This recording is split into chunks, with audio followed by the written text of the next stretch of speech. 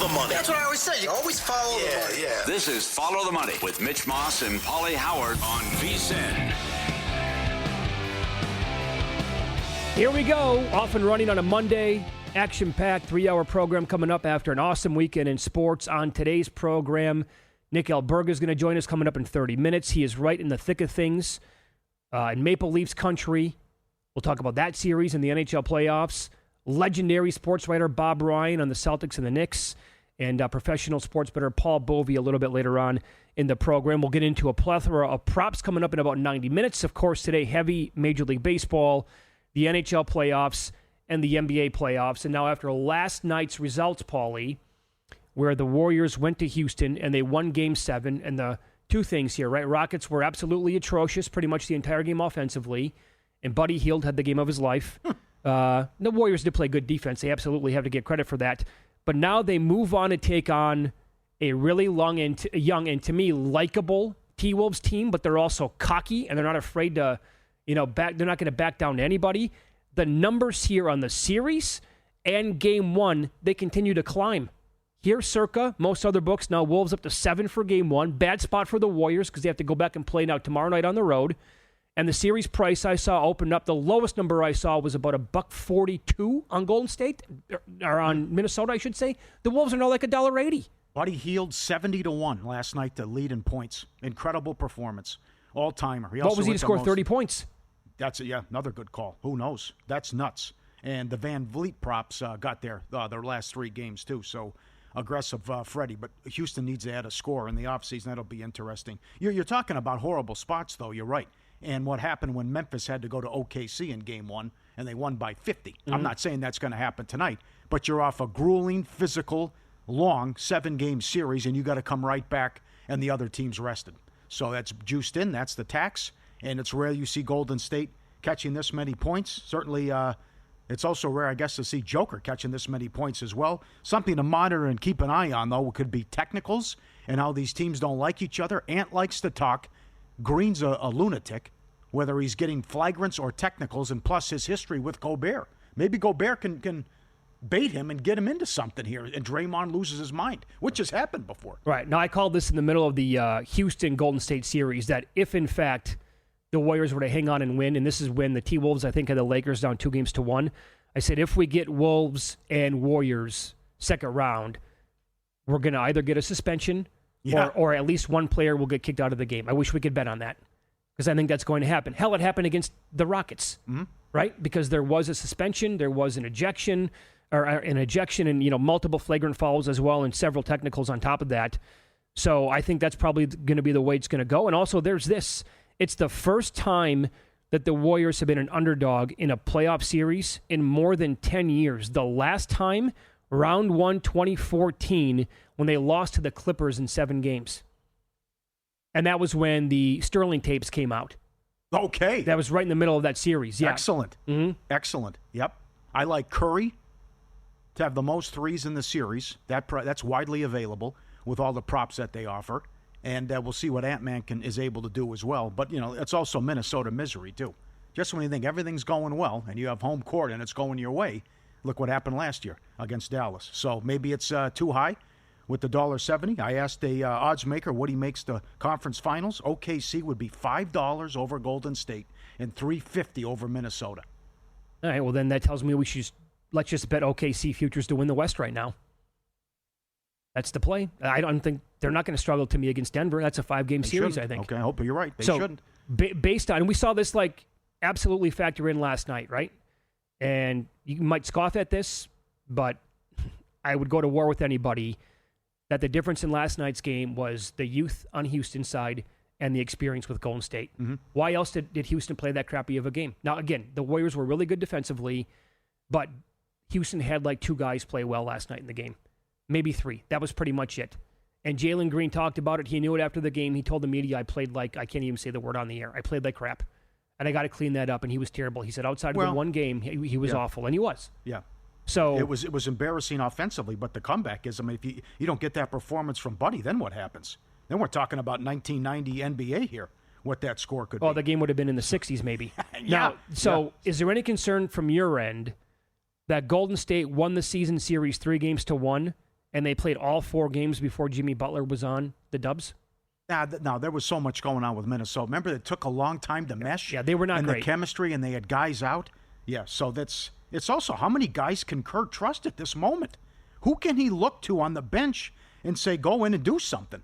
I discount what Moody did because it was in a blowout when he went off in Game 5. These other guys, I mean, he hardly plays Kuminga anymore, and you're not going to get that out of Buddy again as well, too. So if you got the revenge angle with Butler after what happened in Minnesota, but it goes back to how many guys can he play and how many guys he can trust. I love Minnesota's depth. I don't think Golden State has any depth here. No, they don't. And that's really? that's a big storyline in the other one. Like OKC is the deepest team. Denver has nothing.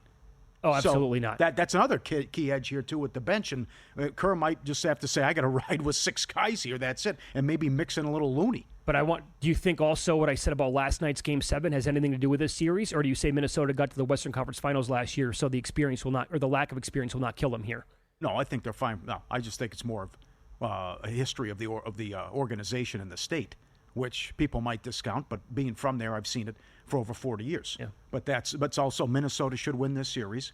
They're the better team. And I will tell you this. How about the all-time what-if scenario?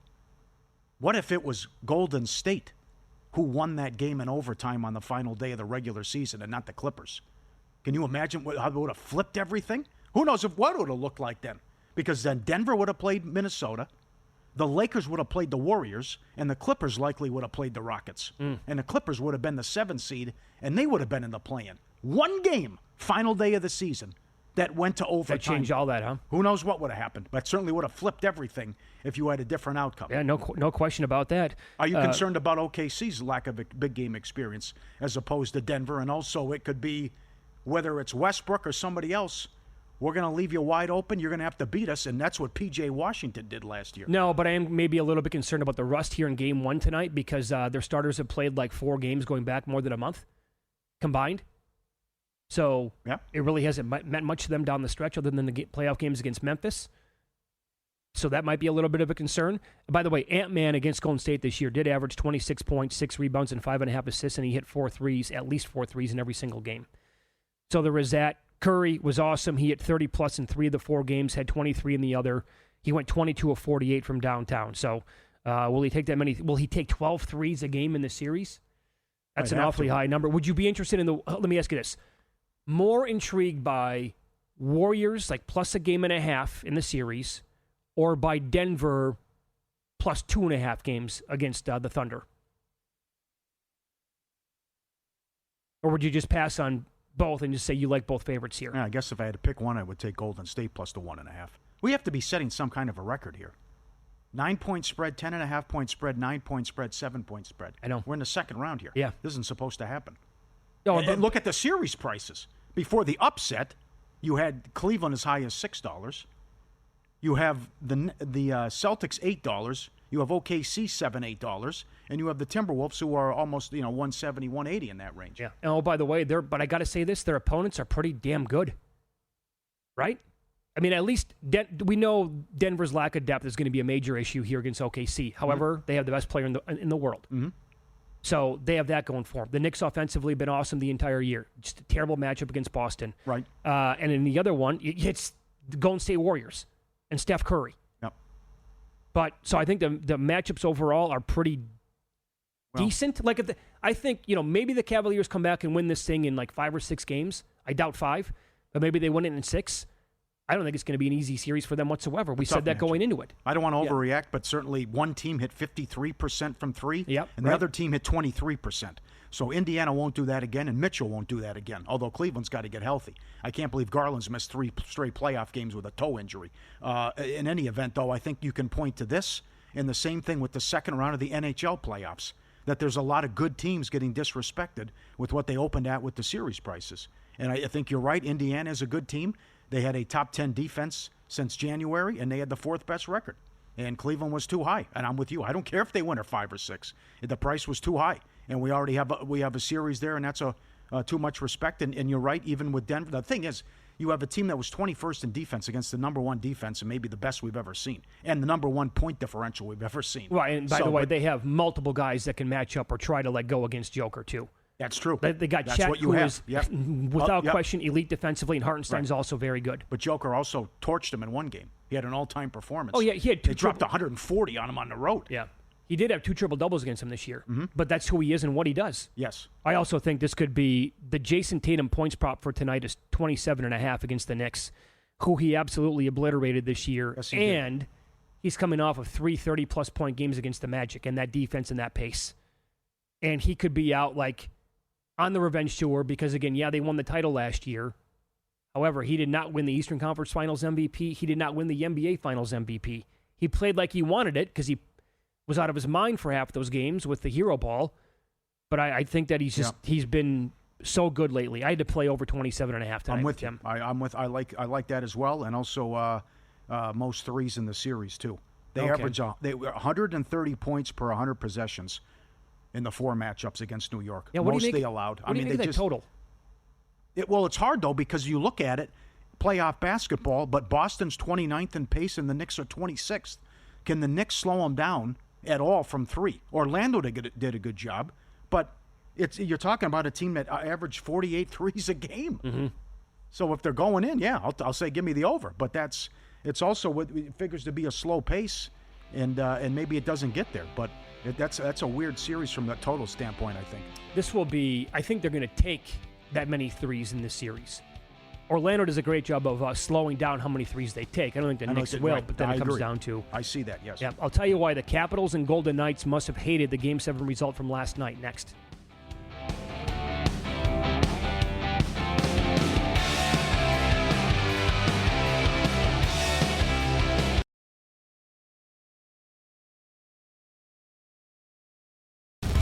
This is Follow the Money on VSiN. I think here's a reason why both the Washington Capitals and the Vegas Golden Knights were a little perturbed at what happened last night by the Jets coming back and improbably beating the Blues at home.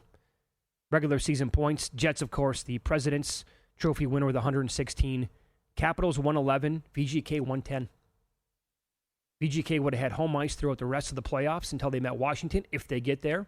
If Washington lost in the Eastern Conference, then VGK had home ice throughout the entire thing. And for the Jets to come back like that at home, I didn't even see a price. I think they took, from like 2 books that I looked at, it was off the board. Yep.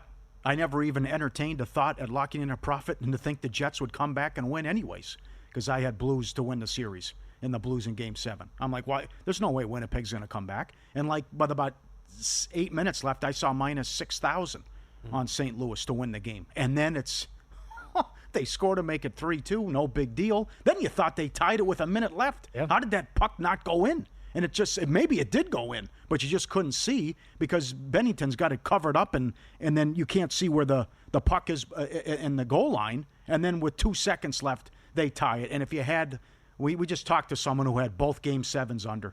Vicious how you lose both of those. Not to mention Blues in 7, which was 9-1, and everyone who had Blues future tickets. That's incredible. Who I definitely know. And by the way, this person told me to get on the Blues, and I did not listen to him. This is when the Blues were higher. Think about this for a second. He told me to get on the Blues to win the West and the Stanley Cup when the St. Louis Blues were higher than 10-1 just to make the playoffs. It was at the very beginning when they started to show signs of life. This was 2019, shades of that year all over again, when they were available at, 400 to win the Cup. He had monster numbers on them.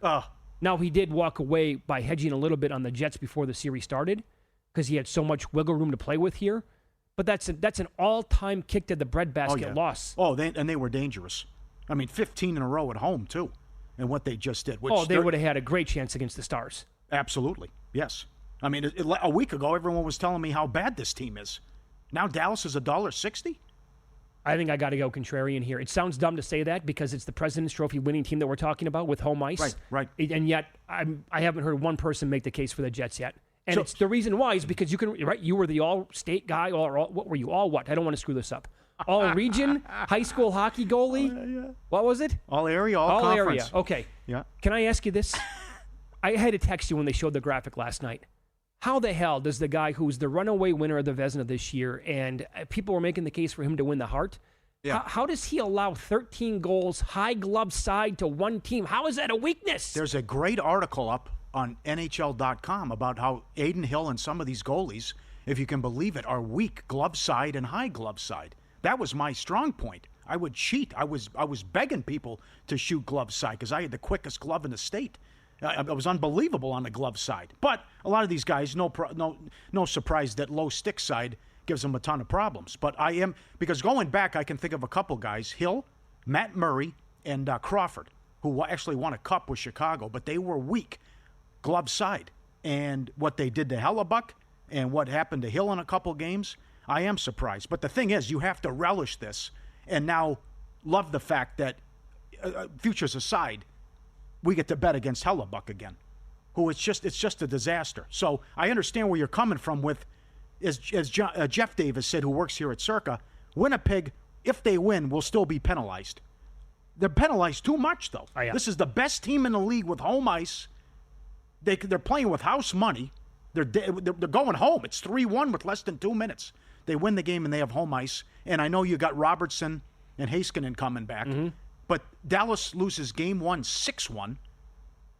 Colorado is like a $3.50 adjusted series price. There was a 60-cent move on Colorado. Dallas had lost 8 in a row, and now they're $1.60. People were cutting in line to bet the Avalanche in those games throughout the series, telling us that they were absolutely the right side to win the series all along, and that the price was too low because their power rating is so high and they have so much more talent.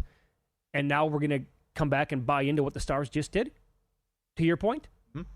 How does that make any sense? No, yeah. I think this number is wild, man. I really do. Can Hellebuck find his game? Can we get regular season Hellebuck? 6 of the 7 games in the St. Louis series went over. St. Louis team total went over 6 of the 7. The first period went over 6 of the 7. Last year against Colorado, he gave up 5-4, 5-4, and 6. Against VGK, the previous year, he gave up 4-3, 5-5, and 1. We know how bad he's been on the road, and you can at least put 4 past him, it figures, in every road game, and he was chased in all 3 road games in St. Louis. Is it possible that what happened last night to the Jets and Hellebuck could be similar to when the Kings gave that little bit of life to the Edmonton Oilers, and then, here they are, they come back and win the series? And now, as we've said all last week, did they wake up a sleeping giant? Maybe. And maybe the same thing might be true here for what happened last night. Well, no one expects anything now. You were dead. It's over. Of course. You're Nikki Sixx and Motley Crue. You're dead. They got the fan in the ambulance has to bring you back after the heroin overdose. Yeah. Now, don't go back home and do more heroin. Get your act together, unlike Nikki Sixx, and that's what Winnipeg has to do now. Yeah, maybe get a different kind of IV where you get hydrated and feel a little bit better, I guess. Got to have Scheifele, though, too. You're exactly right with that. I don't know, maybe if this number keeps going up, you just wait, and then this is nuts town that we're talking about here, and you got to take the Jets at a higher number even than that. I think, is the same true here for the Maple Leafs? Interesting. I think this is all about history playing into this price, too, which, again, they're throwing out the regular season. Now, Florida went 3-1 against them in the regular season. The difference was the power play, and Toronto's power play let them down at the back end of the Ottawa series. But they haven't made it past the second round since 2002. And this is only the 3rd time since 2002 they made it to the second round. And we know they took them out in 5 games a couple years ago. But you have the team that won the second most games in the league and had the most road wins for the season has home ice, and they're plus 150. Seems awfully high to me. I know. I think that... And I like their defense. I love their coach, and I like the goaltending. So we have a guest coming up in about 10 minutes, Nick Alberga, who has been living and breathing with the Maple Leafs for many, many years. I got to ask him, because the entire region, right, that team, the organization, the fans, the whole city, whatever, they know it. That's all they ever talk about. Like, here we go again. Squeaky bum time. They're going to somehow kill us one more time, and the dream's going to be dead. Mm-hmm. I honestly, how much should that really factor into this year's team? How much? When they were playing at home late against the series with Ottawa, and you could hear a pin drop, and the fans were already, 5 minutes in? We had that great email from a person who was there. They were scared to death already 5 minutes into the game. And it was totally lifeless in the arena. And then booed them off the ice after they lost. It's a tough... I think more so we would know that if it was if they were playing Carolina. Like if Carolina was a good-sized favorite, then you would say, okay, history's factored into this as well. Well, Florida's been to the final the last 2 years, and they're defending champs. So playoff pedigree. Plus, they just humiliated a good Tampa team as well. Very true. Bob is vulnerable in the 5-hole. See if they can take advantage of that, where they can get him. But that's you could also say the same thing about Washington, who Thompson was phenomenal in the first round, a .923 save percentage. He was great in the regular season, and they have home ice. They had a great regular season, and look at this price. Anderson back at practice, figures to go, but be okay. But that's another one where it's... How high is that number? Oh, surprise, right. $1.60 now for the Hurricanes? Yeah. Man, that's... Carolina's good, but you have to question the goaltending. Still have to do it, and I like Thompson, and he was great. So... You can grab the Capitals plus 1.5 games minus 135. They have home ice. 111 points in the regular season. You can grab the Maple Leafs plus 1.5 games minus 130. Well, I'm rooting for them. I'd like to see it, and I respect them, I don't think a lot of people want to see Florida against Carolina for the right to go to the Cup. Probably not. Yep, right. And then the one out here tomorrow that gets started it could be nuts with Edmonton, and Edmonton outside of Nevada is favored to win the series. 2-2, they split Vegas in 6 2 years ago. So the change to Picard was great. Not that he was Grant Fuhr or anything, but certainly a big difference from Skinner, who was a total sieve. But I'd love the first period over in these games until I lose. And every Vegas-Minnesota game went over in the first period, and we just saw what Edmonton did, how high-scoring those games were. But 4 comebacks in the last 4 games. Yeah. 3 contrarian angles I'm pondering. Jets minus 1.5 games plus 235. Wow. Golden Knights minus 1.5 games plus $2. And the Leafs minus 1.5 games plus 250. Haven't made them. Total. I think those are contrarian plays. But these are tough series. All 3 teams I just talked about, they have home ice. Yep. And I was not impressed with the Knights in the first round. But you're right. Isn't that something? Everyone has home ice as a dog. Smarter bets start here and last all year long with VSiN Pro for a limited time. We're slashing the price of our annual subscription, normally $240, now just $199. And when you sign up today, we'll throw in 2 extra months for free, 14 months of VSiN Pro access, less than 50 cents a day. Code PRO. Code PRO, less than 50 cents a day, 14 months, every best bet, every host, every guest. VSiN.com/subscribe. The video, the betting splits, and the trends from Mackinac. Nick Alberga up next, right in the middle of all this with the Maple Leafs. How much does past failure for Toronto factor into the series?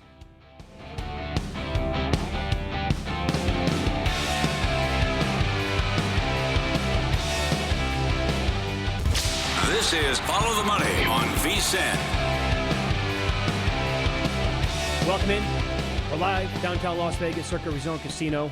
What a time of year. Round 2 numbers are out now for the NBA and the NHL playoffs, which we'll concentrate on here as we head out to the Progressive Guest Line. Nick Alberga joins the program now, host and director of Leafs Morning Take, LeafsNation.com. Follow him on X as well. He's at the Golden Muzzy. Nick, thanks for the time today. How are you?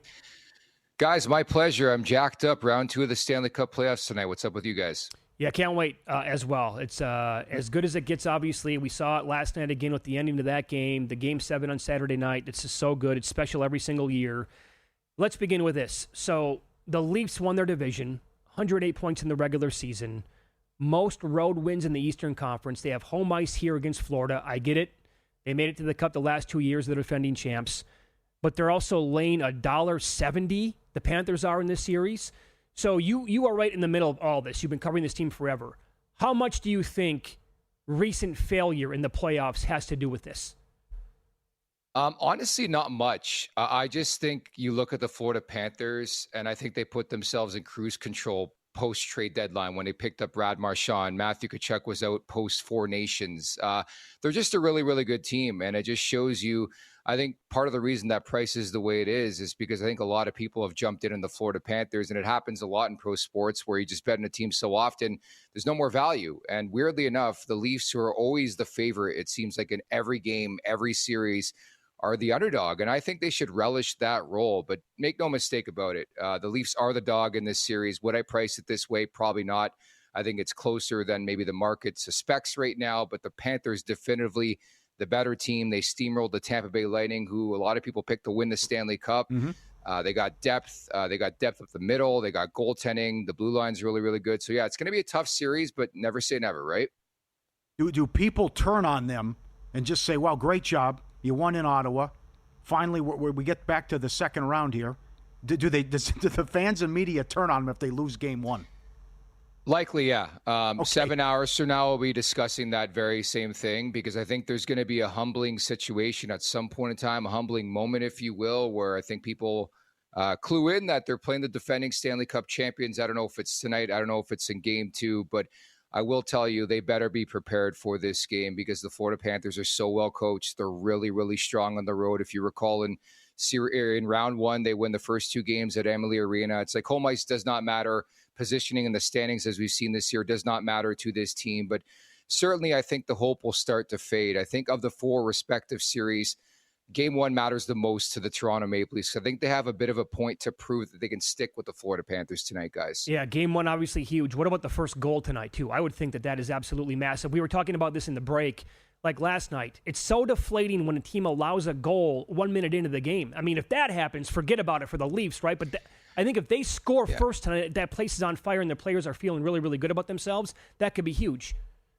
Yeah, that's a great, great point, because I think that's the biggest difference I've noticed with this team, even in the playoffs under Craig Berube. When they play with the lead, they don't cough it up. If you recall previous iterations of this Maple Leafs team would get involved in wild, wacky, chaotic 7-6 hockey games, specifically in the regular season. But it's been a different tune. In fact, I think they've lost 3 times or 5 times in total, including 3 times in regulation when they hold the lead after 40. So the big numbers I would look at from the Maple Leafs perspective, can they get to 3 goals? The numbers are overwhelmingly in favor of the Maple Leafs when they score 3 goals this season in a game. And do they lead after 2? I talked about the numbers. They don't lose that lead very often, which is, again, weird to say. But I agree. I think just setting the tempo and tone for a series like this one, where you know it's going to be difficult, there's going to be some tough moments, it's imperative for success for the Maple Leafs tonight. It's always a hot ticket, an expensive ticket, and everyone loves hockey in Canada. Do most people just think it's embarrassing and there's just no way that they haven't won a cup since 67 and they haven't been past the second round since 2002, that it's completely and utterly ridiculous?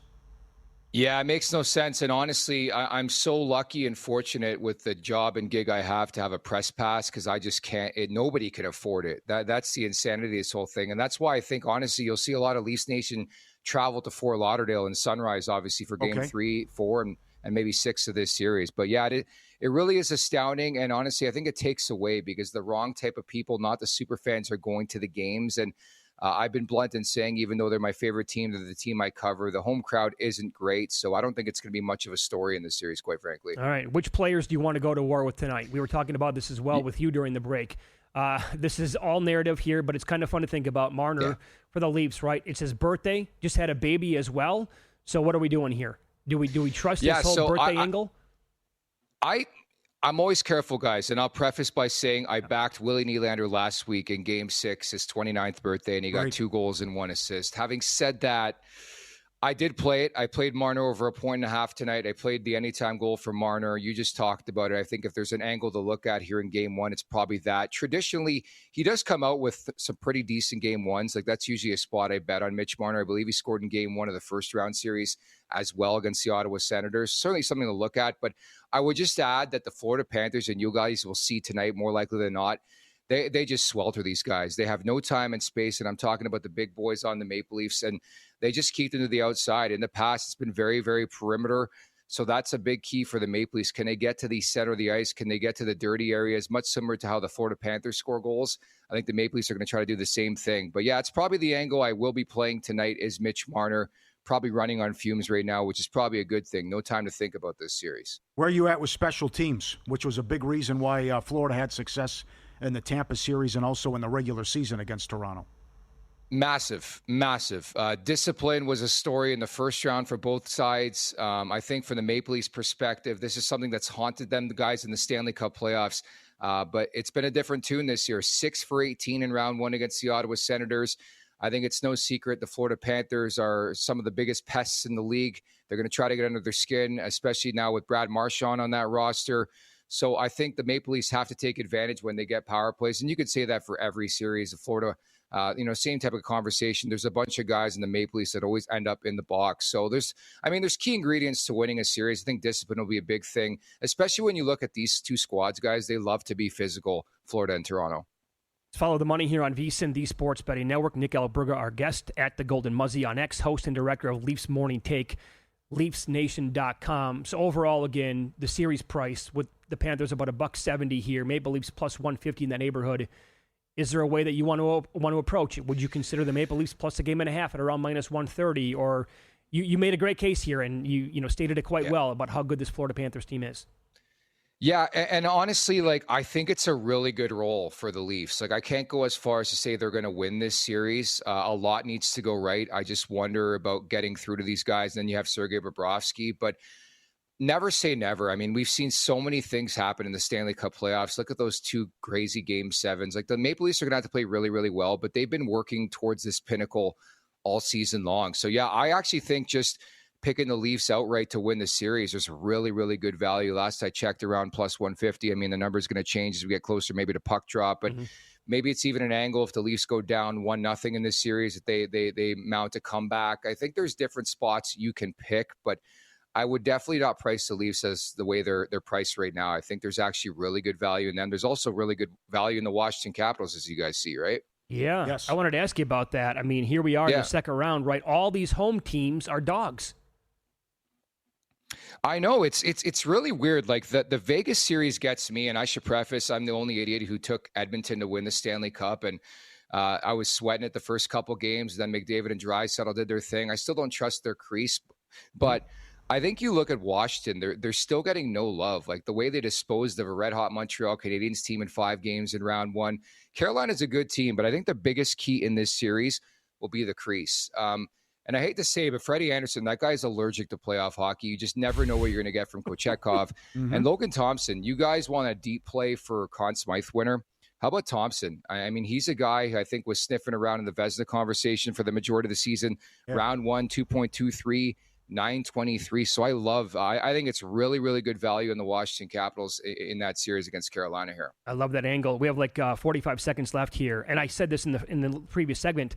Sounds dumb to say. I want to go contrarian with the Jets. They have home ice, President's Trophy winner, and they're a huge dog at home, in my opinion, and nobody's going to pick them. Yeah. Exactly, and this is irony because in round 1, nobody picked the Dallas Stars, and they're missing Heiskanen, they're missing Jason Robertson, and now you look at the Winnipeg Jets. Morrissey's banged up, Scheifele's banged up. I was torn. Of the 4 series to handicap, the most difficult for me, I think something you could look at for sure. If you believe Winnipeg is now a team of destiny, considering what happened here in Game 7, can I interest you in Connor Hellebuyck figuring this thing out in the Stanley Cup playoffs? And maybe you take a look at a Connor Hellebuyck, Conn Smythe look, because I think we know the magic formula is goaltending. So I would look at that. Mikko Rantanen, I love the revenge angle last series against Colorado. Maybe he's a look to win the Hart Trophy, in conversation with the Conn Smythe too, more so the Conn Smythe. So there's different routes you could take with that respective series, and we'll see what happens here, guys. Hey, Nick, that was a great spot. Enjoy the game tonight. My pleasure, guys. Take care. There you go. Be good. Thank there you. You go. Nick Alberga on the Progressive Guest Line. I'm seeing Hellebuck, Thompson, a DK 40-1. Okay. I'm intrigued. Not bad. Win, lose up next. Books had to get destroyed on Friday. Pauly will tell you why coming up next.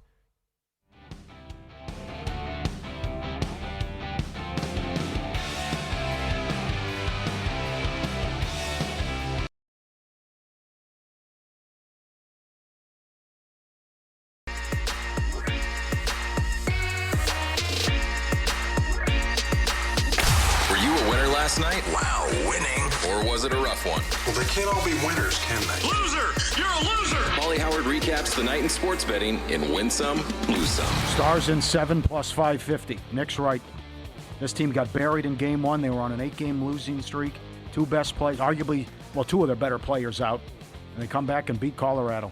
DeBoer is now 9-0 in Game 7s. Huh. How crazy is that? And they were a nice plus price, too. 2-0 in the third. And they win in regulation, and they cover the puck line, too. Reverse puck line. There was also and you might have more on this coming up a little bit later on, but we have a 30-40 cent move on that game? Yeah. Right? Yep, you did. And the series price, too. Yep. First goal, Manson, 70-1. And it was shorthanded. Jetson 7 plus 550. I saw 30-1 with a couple minutes left, and then a listener grabbed the Jets 17-1, down 3-2 with a minute left. Yeah, he said they put it back on the board. So it was not even on the board when he was paying attention when it was 3-1 late. But that's the thing, right? For people holding these big tickets, like you had a bet on the Blues to win the series, why would you want to give any way money at that point? You know? I thought there was no way. You're such a heavy favorite that more times than not, you're just going to give money away by coming back and hedging. Yep. I thought there was no way they were coming back. And again, you give up the goal a minute into the game. Incredible. Clippers, Denver over 204.5 up to 208.5. No problem. Pacers, Cavs. Nebhart, most threes, 35-1.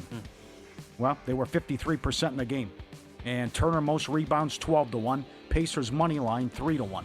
Rockets, Warriors, Game 7 last night. Here he is, Buddy, 70-1. At Will Hill and Caesars, most points, most threes, 13-1. 22 at halftime. Finished with 33. And think about this. What a performance. As putrid as the Rockets were for the entire game on offense, the Warriors probably don't win that game if it's not for Buddy Hield. Yeah, absolutely. And give Kerr credit for sticking with him. And he's been a journeyman, bouncing around from team to team, and was terrible in that stint he had in Philly. Bradford City promoted with a goal in extra time, and then just madness on the pitch. They scored. Now, they have to win. They score in like the 96th minute, and then the fans ran on the pitch. They had like 19 minutes of added time. Yeah. They actually had to have because they had to get the hell out of here. We got to finish the match here. And then it was absolute chaos. The madhouse as they are promoted. Premier League, Bournemouth plus 420. Everton draw plus 330. Championship League, QPR 5-1. Good call, Nigel. Leicester City, Vardy to score plus 180. First goal of the match, plus 450. Very good. UFC, Sanhagen by knockout, 5-1. Round 2, 11-1. D. Ritter with a huge upset over Bo Nickel. He was 15-1 by knockout. Round 2, 17-1. Lee, sub 8-1. Round 2, 11-1. Robertson, knockout, 12-1. Round 2, 8-1. Rodriguez to win in round 1, 7-1. Good job by Samich. And the horse racing guys, they have the Superfecta with the Derby. And MLB favorites on Friday went 14-1. Yeah. Remember, we had the 10-1 with the dogs. Now the favorites go 14-1 on Friday. Well, how did books not get crushed? Oh, that's bad. With the parlays that had to come in. And look at the run lines either. Oh, and Macero also had the Superfecta. That's right. He had it too. Subscribe, be part of the team. vsin.com. Our radio and podcast friends. You always want to see these tweets and videos. At Pauly Does Vegas on Instagram. Send them in. We'll put you on.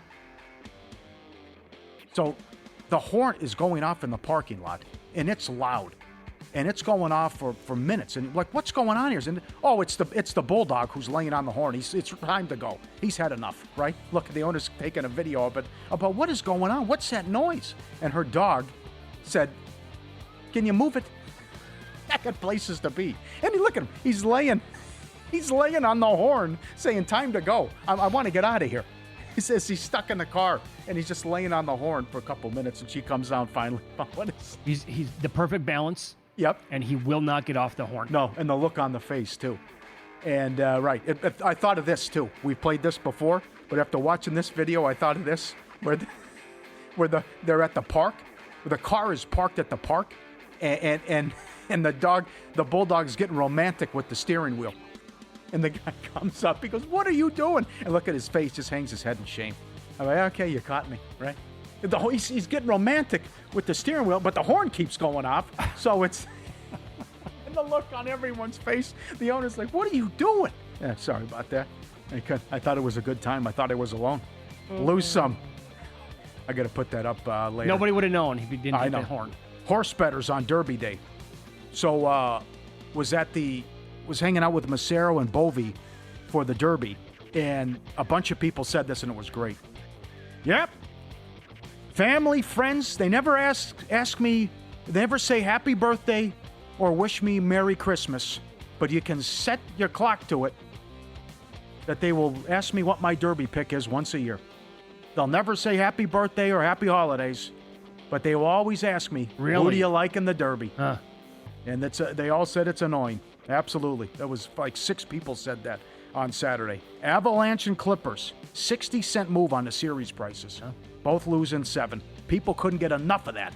We heard a lot of talk about Clippers in 5 when they won Game 3 by 30, but that's the Clippers. Well, people also said that the Clippers-Nuggets first-round series price was the most mispriced series number they've seen in years. Now, that could be fine. Maybe the number was way wrong, but it certainly did not play out that way. Game 7 over, Rockets-Warriors, 201.5 up to 206. No shot. On a Game 7. Not even close. Absolutely, yep. Do you have that video in? You don't have it? Okay. I'll show it tomorrow. I got the worst hand pay of all time. Incredible. Bad beats, several of them. Dallas, Colorado, under 5.5, Game 7. 1-0 in the third. 2-1 late. Power play goal, empty net, 4-2 final. Game 7 under yesterday. 3-1 with 2 minutes left. Blues in 7, plus 950. Blues to win the series. Blues on futures. 3-1, less than 2 minutes. How do you lose that game? To me, the Blues-Jets total going over was worse than the Stars and the Avalanche. Tigers, Angels, under Friday night. You tweeted this. 1-1 in the 9th. Well. It explodes. Detroit wins, erupts in the top. It goes over. Saturday, the A's, who are red hot, and Miller on the mound, gave up 6 in the 9th. Guys. They gave up 6 in the 9th and lost to a bad Miami team.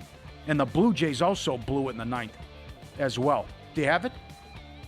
How about this, Mitch? You've been playing video poker a long time. This guy is betting $1, 100 play, triple-double. It's $500 a push. He gets dealt 3 2s. Now, if he gets a 2, that's $800. If he gets a 2 and a kicker, that's $2,000. So he's showing the pay scale. But this is triple-double. This is your big boy. $500 a push. He gets dealt 3 2s. Well, I'll speed it up for you. 0 for 100. Oh, I was going to say he got 1. He didn't get 1. And here we go. Here's the proof. He has 100 play. He's dealt 3 2s. He can't get 1 4 of a kind, which results in the worst hand pay I've ever seen, which I think he wins $1,300 or something like that as we get to the because tippy top here. It's 100 different threes of a kind. Can you believe it? 3 of a kinds. Well, there's your ultimate bad beat story on video poker. Not that the one? guy goes 0 for 1. There it is. $1,300 he wins hand pay. I honestly think I might retire. Oh, can you not get another I would 2? have to walk away oh my God. Yep. Profit X offering the best odds all baseball season long. Profit X peer-to-peer sports exchange. Available in 40-plus states, the first of its kind in the U.S. You'll be able to make your picks against other groups of fans rather than the books. Exchanges guarantee the best odds on average by 10 to 20%. You can even request your own odds. Download Profit X today, code VEASAN. $200 in profit cash over your first month. Go get it now. Would you be tempted to hold on? Because it looked like there was a 3 there as well. Would you hold the kicker? And just go for triple 1? Double. Bob Dancer says was there? Bob Dancer says you're supposed to do that. I don't hate that idea. Yeah. Because the I think kicker you're is so much value. Yeah. Well, you definitely do it with the aces because aces in a kicker pays the same as a Royale with cheese. Right. The other thing, too, look at the price on futures on Winnipeg. Winnipeg, even though they had the best record in the regular season and still have home ice and would have home ice the rest of the way, have the second worst odds to win the Stanley Cup. But then again, I got a goalie who can't stop anything. Nobody's buying and is him. in his own head, right? Now they have the injuries are mounting up as well. Yeah. So that could be a thing. I honestly, man, I like betting like parlays on series prices. I think you might get a huge payday if you round robin some of these dogs. Every team on the road is favored against good teams, obviously, with home ice at this point of the season. Yep. I don't know. I was actually a little floored when I first saw the number on the Stars-Jets. That's a big one. Yeah. $1.60. Yep. Now, I know they're getting 2 key guys back, but I understand that is a big time. That's a big time penalty and a big time downgrade, even though Winnipeg won the series. Also, like I get the star power of Edmonton, right? That's obvious to everybody. VGK is a better team overall. They have more depth. And they have home ice. They won the Cup 2 years ago. I get it. Edmonton was there last year. Was that the price 2 years ago? I don't remember. I think also Edmonton was a small favorite, but kind of like doing the same thing 2 years ago, and Vegas took them out in 6. All right, the legend Bob Ryan next. Celtics, Knicks. How much stock does he put into regular season dominance when they play again in the playoffs?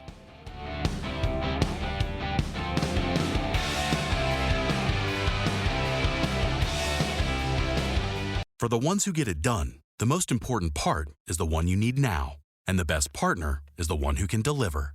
That's why millions of maintenance and repair pros trust Grainger, because we have professional-grade supplies for every industry, even hard-to-find products. And we have same-day pickup and next-day delivery on most orders. But most importantly, we have an unwavering commitment to help keep you up and running. Call, click Grainger.com, or just stop by. Grainger, for the ones who get it done.